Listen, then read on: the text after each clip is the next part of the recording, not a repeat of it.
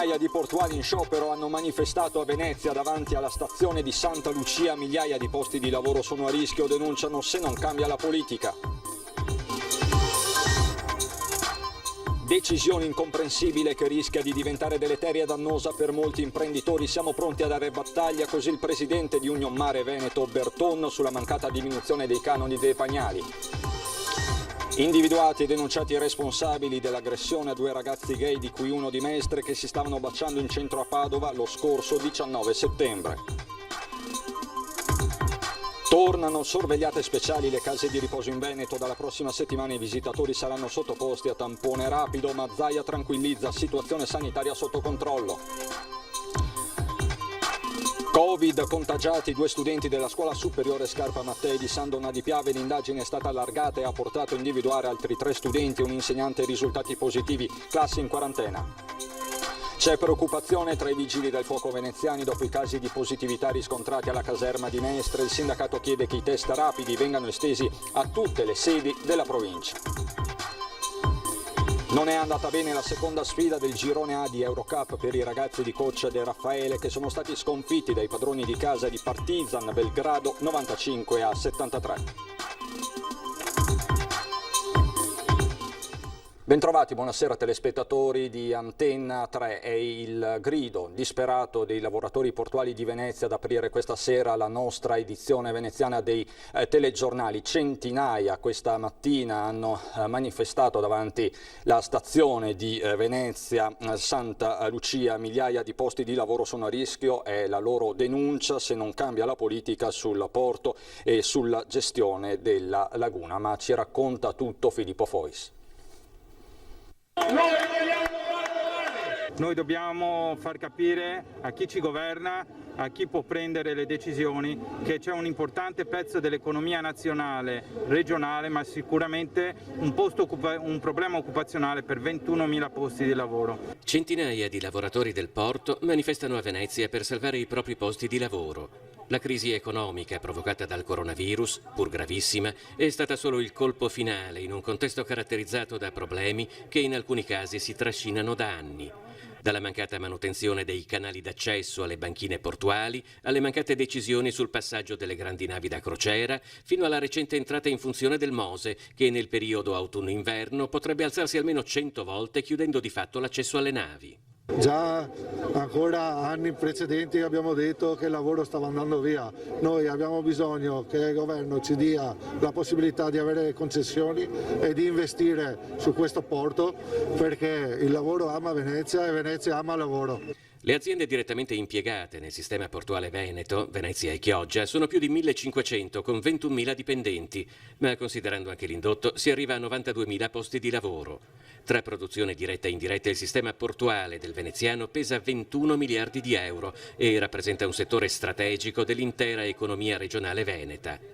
Qualcosa intanto a Roma inizia a muoversi. Lo scavo dei canali in laguna, il cosiddetto protocollo Fanghi, è contenuto in un emendamento al decreto agosto a prima firma del senatore veneziano Andrea Ferrazzi, appena approvato dal Senato e presto al voto della Camera. Questo è un segnale positivo che ha dato il governo e che è stata data anche dalle comunità locali. Adesso però noi chiediamo di più. Se il porto deve vivere, deve avere un futuro, deve avere una manutenzione costante. Il governo sta lavorando in questa direzione. Speriamo che poi, da quando arriva il protocollo Fanghi, non passino troppi anni a quando si riesca ad applicarlo. Abbiamo salvato la città, ora bisogna salvare il lavoro. Grazie. E sono davvero tanti i nodi da risolvere perché il porto riacquisti piena competitività. Nelle parole dei lavoratori, le tante questioni aperte. Le navi che portano dentro le derrate e appunto la logistica, che poi dopo si sviluppa di conseguenza, quindi l'autotrasporto e tutto il resto, funziona solo ed unicamente se arrivano delle grandi navi ma commerciali, per cui deve essere costruita una conca a parte, perché sennò c'è l'immobilismo totale del porto. Quello che stupisce nella crisi del porto di Venezia è spesso la mancata programmazione a lungo termine che, a sentire i lavoratori che manifestano davanti al Canal grande sembra rappresentare una caratteristica pressoché costante in parecchi settori. Ad esempio, a breve scadranno le concessioni dei terminal alle imprese e sui rinnovi non ci sono ancora certezze. Nel nostro terminal sono in totale 85 lavoratori, ma diciamo che magari non li perdiamo subito, ci saranno gli ammortizzatori sociali e quant'altro, però le compagnie di navigazione e gli imprenditori, come al solito, penseranno a altre soluzioni e scappano via. Abbiamo disponibilità da parte delle aziende di fare investimenti e noi gli diamo la possibilità di farli. Questa è la nostra grande preoccupazione. E ha paura di perdere il posto di lavoro? Sì, c'è anche questo timore. Non ci sono solo i 21.000 dipendenti diretti del porto, c'è anche l'indotto, per esempio i tanti impiegati del settore trasporto che lavorano col turismo. Le navi quando arrivano danno un lavoro a tutti, alle navi da crociera, a noi della CTV, a Vela, perché Ali Laguna, a tutti i vettori che fanno trasporto pubblico locale. Il porto di Venezia sta diventando orfano delle compagnie di navigazione. Le compagnie di navigazione e i clienti del porto stanno facendo altre scelte e stanno andando altrove. Ci hanno tolto tutto, ci hanno tolto le navi, ci hanno tolto gli autobus, ci hanno tolto la dignità, ci hanno tolto di tutto, non possiamo lavorare e oltre a non lavorare siamo abbandonati dalle istituzioni. Istituzioni che si manifestano poco dopo. Molto applaudito, il sindaco di Venezia Luigi Brugnaro arriva accompagnato da Andrea Tomaello, neo vice sindaco con delega al porto, e dall'assessore al lavoro Simone Venturini. Abbiamo pensato di organizzare una riunione in comune nella sede istituzionale, non solo con i sindacati, ma anche con le imprese e con tutto il mondo del lavoro veneziano, perché assieme, in maniera più ragionata e composta, costruiamo un momento di chiarezza per quello che deve essere il futuro del porto. I rappresentanti della giunta comunale non sono gli unici politici presenti. Ad esempio c'è anche Jonathan Montanariello, pilota a CTV e neoeletto consigliere regionale del Partito Democratico. Sicuramente bisogna mettere in riga tutti quegli elementi che permettono di dare a loro delle risposte precise e puntuali, compatibilmente con quelli che sono tutto il resto degli scenari che ci sono attorno. Ci sono poi i problemi del turismo, perché con comunicazione al Comune di Jesolo l'Agenzia del Demanio ha dato parere negativo alla richiesta di riduzione del 50% del canone pagato dagli stabilimenti balneari per l'uso delle spiagge, sostenendo che non ricorrono i presupposti per poter accogliere le istanze. Una decisione definita incomprensibile e una palese ingiustizia dal presidente di Union Mare Veneto Alessandro Berton. Non è così, ha detto, che si aiuta il turismo a rialzarsi dopo le gravi conseguenze dovute al coronavirus. Siamo pronti a dare battaglia. C'è poi la cronaca, perché sono stati individuati e denunciati i responsabili dell'aggressione omofoba ai danni di due ragazzi gay, di cui un mestrino, che si stavano baciando in centro a Padova lo scorso 19 settembre. Al momento non viene contestata però la matrice omofoba del pestaggio. 5 persone, 4 uomini e una ragazza di appena 22 anni sono stati individuati e identificati responsabili dell'aggressione a Mattias e Marlon, i due fidanzati pestati di botte la notte del 19 settembre mentre si stavano scambiando un bacio proprio davanti al comune di Padova in pieno centro città. I carabinieri di Prato della Valle, dopo aver visionato attentamente i filmati di tutte le telecamere di videosorveglianza del centro storico e aver ascoltato i testimoni dell'aggressione, hanno ricostruito l'accaduto e denunciato i colpevoli. Oltre alla 22enne padovana, la banda di violenti era composta da un 54enne di Montegrotto con precedenti per maltrattamenti, da un 43enne moldavo, da un 21enne padovano e da un 23enne di Rubano. Tutti e 5 sono stati denunciati per il reato di lesioni personali aggravate in concorso. Al momento i carabinieri, dopo aver sentito i testimoni del fatto, non contestano la matrice omofoba dell'aggressione, ma il pestaggio sarebbe stato l'apice di una serie di schermaglie iniziate in serata. I due fidanzati picchiati avevano raccontato il loro pestaggio in un video postato sui loro social network. Quella notte, hanno detto, erano stati accerchiati e picchiati mentre si stavano scambiando un bacio. Dopo la loro aggressione, molti giovani padovani e l'Arcigay si erano mobilitati con un sit-in di solidarietà a cui aveva partecipato anche l'onorevole del PD Alessandro Zan. Tornano sorvegliate le case di riposo del Veneto, nuove misure le ha annunciate oggi il presidente Zaia da Marghera.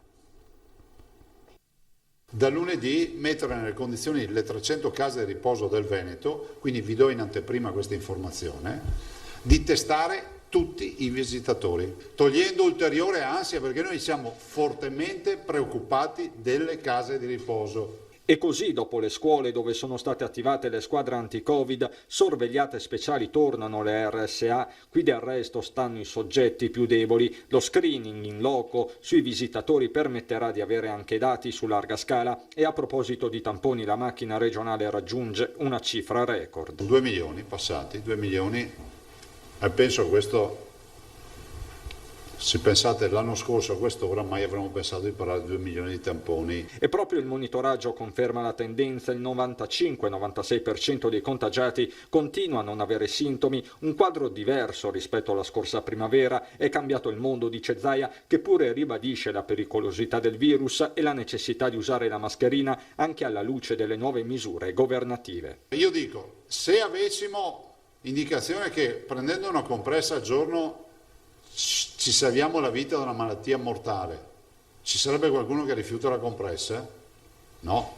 Allora, o ci mettiamo in testa che la mascherina salva la vita, no? o continuiamo così. In attesa dell'ufficialità delle misure dell'esecutivo e del nuovo DPCM che si preannunciano non derogabili da parte delle regioni, Zaia chiarisce i rapporti Roma-Venezia all'insegna del motto "a ciascuno il suo". Non è che noi vogliamo fare i bulli, no? Cioè non è che vogliamo fare i guastafeste, però è pur vero che a Roma è giusto che ci sia una regia, è giusto che ci sia una visione, diciamo, generale del problema pandemico, è previsto anche dalla Costituzione, ma è altrettanto vero che i malati poi ce li abbiamo noi.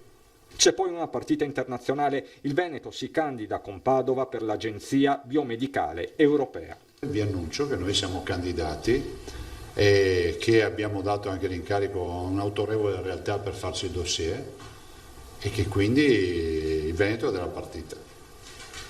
Ovviamente Padova centrale, di questa notizia ovviamente hanno informato il rettore e il sindaco.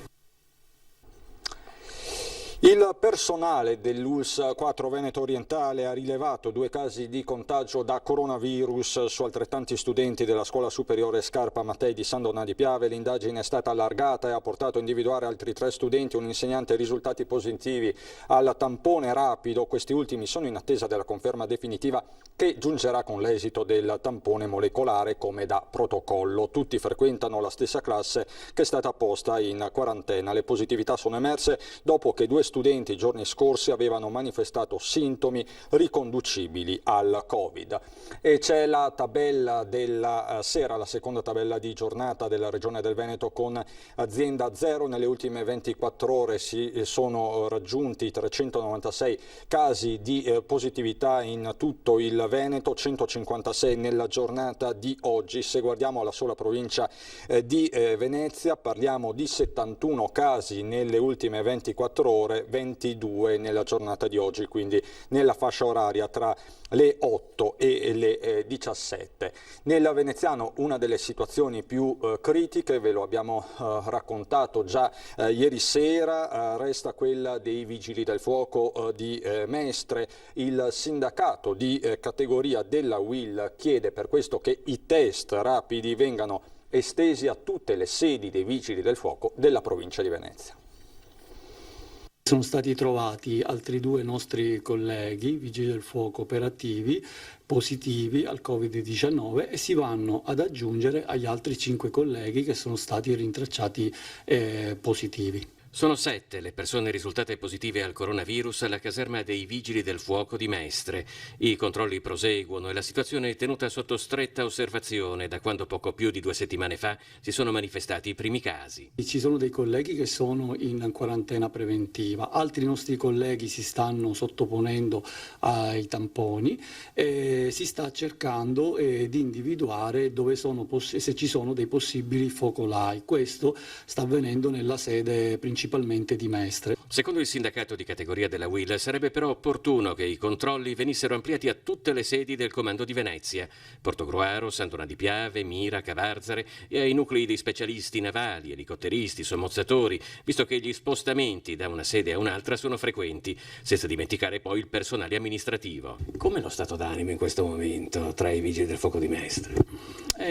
Attualmente c'è apprensione da parte di tutti i colleghi, si stanno osservando tutte le misure che sono previste dai protocolli sanitari, il distanziamento, l'utilizzo delle mascherine, ma sarebbe opportuno poter aggiungere anche questi screening sanitari nella prevenzione, così come è stato deliberato a marzo dalla Giunta regionale con la delibera 344. Quindi test rapidi effettuati periodicamente, ogni 20 o 30 giorni, che offrano una mappatura precisa della situazione reale.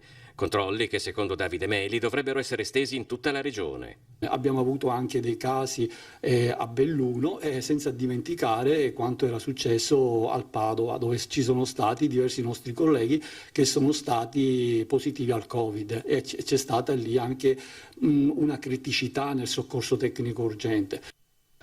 Torniamo a occuparci della nuova giunta comunale di Venezia presentata ufficialmente ieri dal sindaco Brugnaro. Ieri sera vi abbiamo fatto conoscere i nuovi assessori comunali e stasera sentiamo alcuni dei riconfermati. Tra le riconferme della giunta Brugnaro c'è Simone Venturini che, oltre a mantenere le deleghe precedenti, ne acquista di nuove. Quella alle politiche residenziali è una importantissima per Venezia, il turismo, di cui prima si occupava invece l'assessore Paola Mar. Il sindaco mi ha affidato, oltre alla componente sociale, lo sviluppo economico e il lavoro, anche quella al turismo, perché in questo periodo molto sarà da fare sul fronte turistico. È un'emergenza quella economica che sta coinvolgendo le varie città italiane, in particolare quelle d'arte e in particolare Venezia, quindi ci aspettiamo mesi impegnativi, sarà comunque un percorso lungo, una notte ancora lunga, ed è importante che il Comune sia al fianco degli operatori economici e sia al fianco anche del rilancio. I 1600 anni di Venezia possono rappresentare un'occasione anche di dialogo col mondo per appunto mettere in luce le eccellenze che il Comune di Venezia offre sotto il profilo turistico. È chiaro che sarà un lavoro impegnativo da fare con umiltà insieme a tutti quanti i corpi vivi della città e in squadra ovviamente col sindaco e con la giunta. È riconfermato anche l'assessore al bilancio Michele Zuin, che in questi anni ha dovuto fronteggiare l'arduo compito di occuparsi di conti e bilancio, arrivando con una situazione compromessa. Tra queste e le partecipate è un grossissimo impegno, ma continueremo in questo senso qua. Infatti io mi chiedono se ho nuove deleghe, no, mi bastano e mi avanzano quelle che ho, perché effettivamente sono tante e impegnative. Ha dato i suoi frutti, ci ha aiutato anche ad affrontare in questo primo anno il Covid. Chiaro che dobbiamo stare molto attenti e tenere i conti in equilibrio anche per i prossimi anni, purtroppo, perché penso che sarà un po' più lunga di quello che si pensava, e chiaramente avremo anche bisogno comunque dello Stato, perché noi siamo bravi, abbiamo messo i conti in ordine, ma c'è sicuramente, indubbiamente bisogno anche di qualcosa che arrivi dallo Stato. C'è anche lo sport con il basket e la trasferta amara, amarissima dell'Umana schiacciata dal Partizan Belgrado.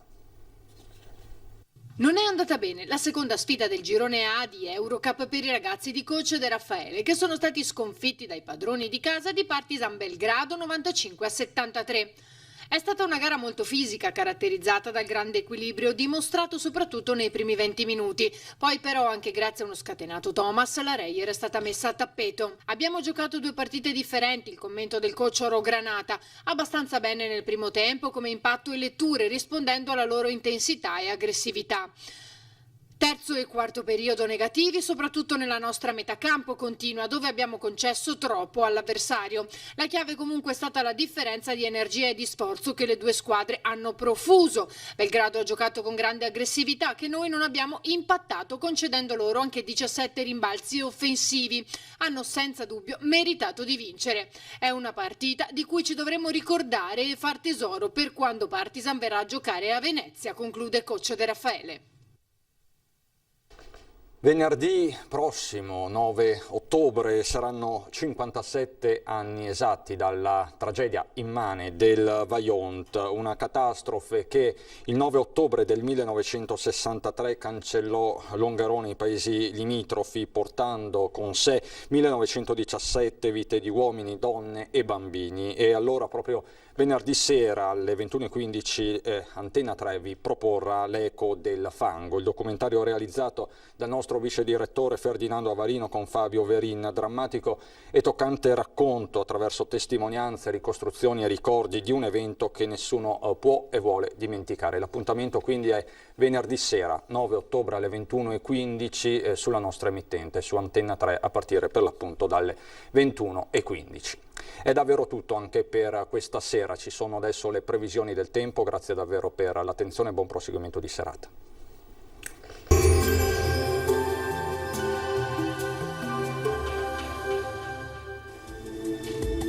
Bentrovati al meteo. Bel tempo al nord-est, il nostro territorio infatti gode di una breve pausa anticiclonica. Il dettaglio di giovedì 8 ottobre. Sul Veneto generali condizioni di bel tempo, il cielo sarà sereno o al più localmente poco nuvoloso. Durante le ore più fredde in pianura, nonché sugli altipiani e nei fondovalle, saranno probabili delle foschie o nebbie. Temperature stazionarie minime fino a 13 gradi, valori massimi compresi invece tra i 17 e i 22 gradi all'incirca. Tempo stabile poi anche sul Friuli Venezia Giulia, con ampio soleggiamento e cielo al massimo poco nuvoloso, non sono attese piogge. Temperature minime tra 9 e 13 gradi, massime sui 19 e 21 all'incirca.